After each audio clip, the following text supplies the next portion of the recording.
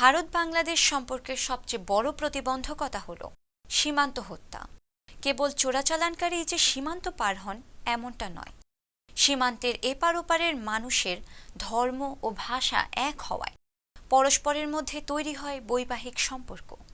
তাই কোনো পার্বণ বা প্রয়োজনে বেড়াতে যান আত্মীয়ের বাড়ি। পরিতাপের বিষয় হল বিএসএফের চোখে সবাই চোরাচালানকারী, তাই কিশোর কিংবা বয়োজ্যেষ্ঠ কারো বুকেই গুলি চালাতে হাত কাঁপে না তাদের। সম্প্রতি অনুপ্রবেশকারী ঠেকাতে নতুন কৌশল নিল ভারত। একটি ডেস্ক রিপোর্ট। ভারত বাংলাদেশের বন্ধুত্বপূর্ণ সম্পর্ক দীর্ঘদিনের। দুই দেশের সুসম্পর্ক বজায় থাকলেও সীমান্তে হত্যা থেমে নেই।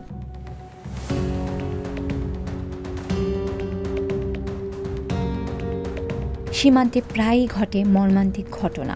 এ যাবৎকালে সবচেয়ে মর্মান্তিক ছিল ফেলানী হত্যা, যেখানে ফেলানী নামে এক কিশোরীকে হত্যা করে সীমান্তের কাঁটাতারে ঝুলিয়ে রাখা হয়েছিল, যার বিচার এখনো পায়নি বাংলাদেশ।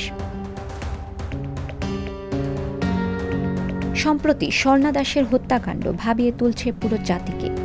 মৌলভীবাজারের কুলাউড়ার ভারতীয় সীমান্তরক্ষী বাহিনীর গুলিতে স্বর্ণা দাস নামের এক স্কুল ছাত্রীর মৃত্যু হয়।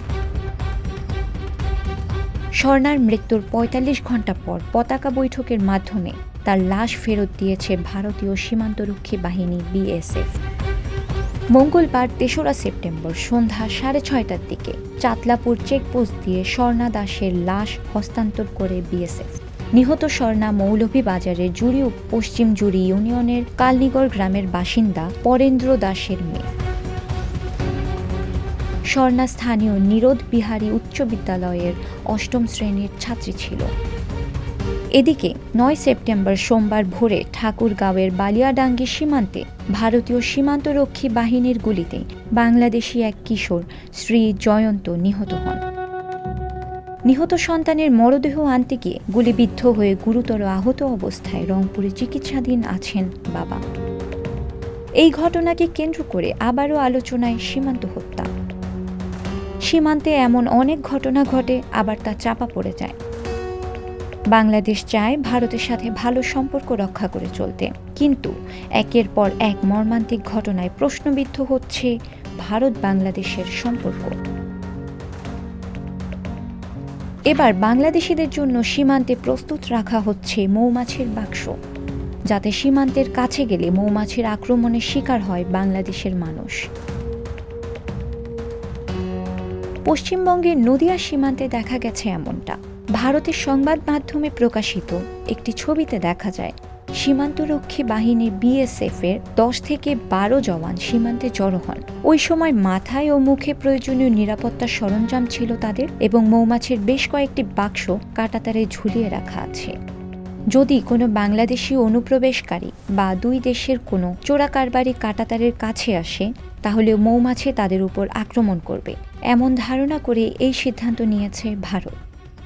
পশ্চিমবঙ্গের সঙ্গে বাংলাদেশের ৪৬ কিলোমিটার সীমান্তের নিরাপত্তার দায়িত্বে আছে বিএসএফের ৩২ নং ব্যাটালিয়ন। সেখানকার কমান্ড্যান্ট সুজিত কুমারের মতে, সীমান্তে অনুপ্রবেশ ঠেকাতে কি করা যায় সেই চিন্তা থেকে তাদের মাথায় মৌমাছি চাষের বাক্সগুলো কাঁটাতারের বেড়ায় রাখার কথা আসে। এছাড়াও যাদের এই কাজ শেখানো হবে, তারা অবসরের পরেও জীবিকার জন্য একটি করতে পারবেন। যদি এখানে সফলতা পাওয়া যায়, তবে বাকি ইউনিটগুলোতেও একই ব্যবস্থা গ্রহণ করা হবে। এই পদ্ধতি ব্যবহার করে সফলতা পেয়েছেন তারা।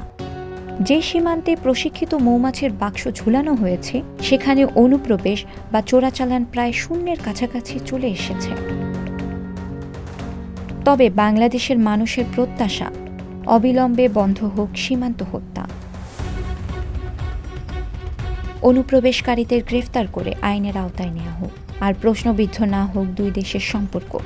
ভারত বাংলাদেশের বন্ধু হয়েই পাশে থাকুক সবসময়। সংবাদ, ফিচার ও অনুষ্ঠানের জন্য ভিজিট করুন সংবাদ প্রকাশের ওয়েবসাইট এবং যুক্ত থাকুন ফেসবুক পেজ ও ইউটিউব চ্যানেলের সঙ্গে।